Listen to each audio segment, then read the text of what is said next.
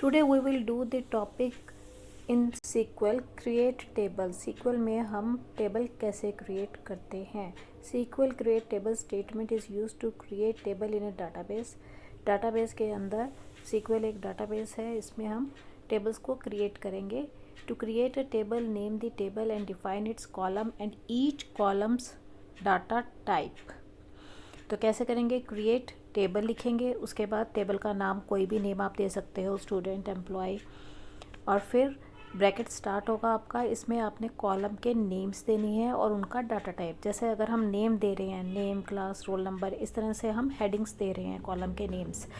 तो नेम में क्या आएगा, करेक्टर यूज़ करेंगे तो करेक्टर, इंटीजर है तो इंट.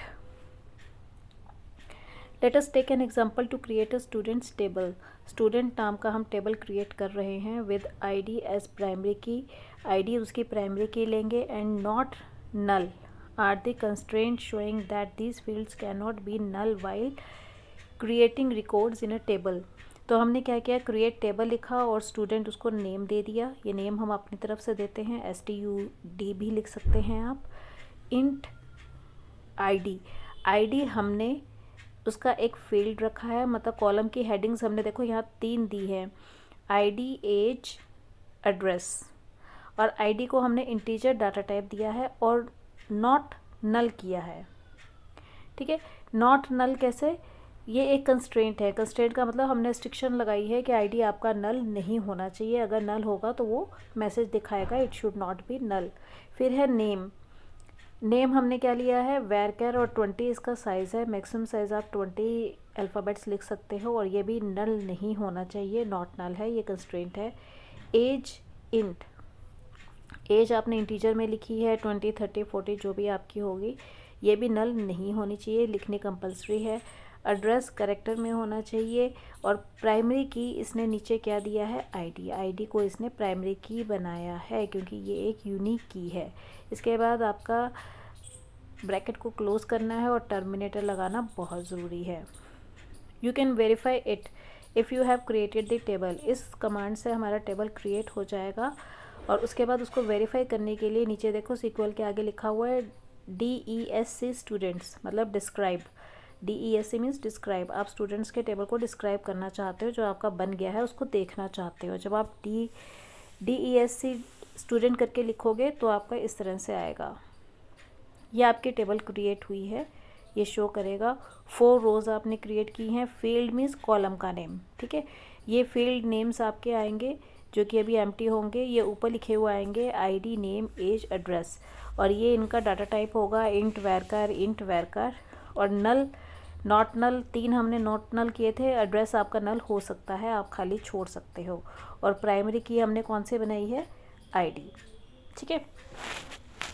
ये आपका टेबल क्रिएट हो गया.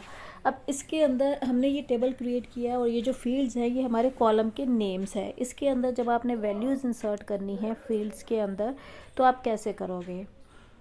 SQL इंसर्ट स्टेटमेंट, मतलब इंसर्ट करनी है आपके value. SQL insert statement in a SQL query. It is use to insert a single or a multiple record in a table. एक रिकॉर्ड भी आप एंटर कर सकते हो और बहुत सारे रिकॉर्ड्स भी आप एंटर कर सकते हो. There are 2 ways to insert data in a table. By SQL insert into statement, by specifying column names, without specifying column names. ठीक है.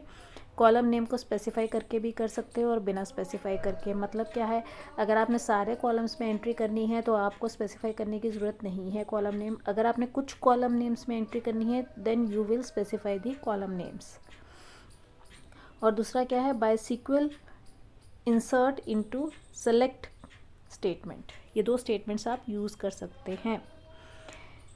Inserting data directly into a table. You can insert a row in table by using SQL insert into command. देखते हैं कैसे करते हैं. There are 2 ways to insert values in a table. In the first method there is no need to specify the column name where the data will be inserted. You need only their values. Values चाहिए हमें, सिर्फ values आप insert कर दोगे. ये इसका syntax है, insert into, फिर टेबल का नेम. हमने स्टूडेंट बनाया तो हम स्टूडेंट टेबल का नेम लिखेंगे और वैल्यूज़ इंसर्ट उसमें कर देंगे. द सेकंड मेथड, ये हम फर्स्ट मेथड तब यूज़ करेंगे जब हमें सारे कॉलम्स में लाइन वाइज वैल्यू इनपुट करनी है. The second method specifies both the column name and values which you want to insert. तो टेबल नेम तो आपको करना ही है, इंसर्ट इनटू टेबल नेम। उसके बाद कॉलम्स भी आप स्पेसिफाई कर रहे हैं। अगर आप कॉलम्स को कुछ कॉलम्स में ही वैल्यू इंसर्ट करना चाहते हो, बाकी आप छोड़ना चाहते हो, तो वैल्यूज़ के साथ रिस्पेक्टिवली आप ऐड करते रहेंगे। कॉलम 1 में कॉलम वैल्यू 1 जाएगी, कॉलम 2 में वैल्यू 2 जाएगी, कॉलम 3 में वैल्यू 3 जाएगी। Let us take an example of table which has 5 records with in it. तो 5 रिकॉर्ड्स हम एंटर कर रहे हैं। ऊपर इसने इंसर्ट इनटू स्टूडेंट्स, स्टूडेंट हमारा टेबल का नेम है, रोल नंबर, नेम, एज और सिटी, ये हमारे क्या है, कॉलम के नेम्स है। और रिस्पेक्टिवली रोल नंबर 1 है, नेम अब्राहम है, एज 22 है और सिटी इलाहाबाद है। ये वैल्यूज़ इसके अंदर इंसर्ट हो जाएंगी जैसे जैसे इसमें दिया गया है। Let's take an example of table which has 5 records with in it. आपके पास 5 रिकॉर्ड्स हैं, तो 5 आप रिकॉर्ड्स एंटर कर रहे हो, ठीक है।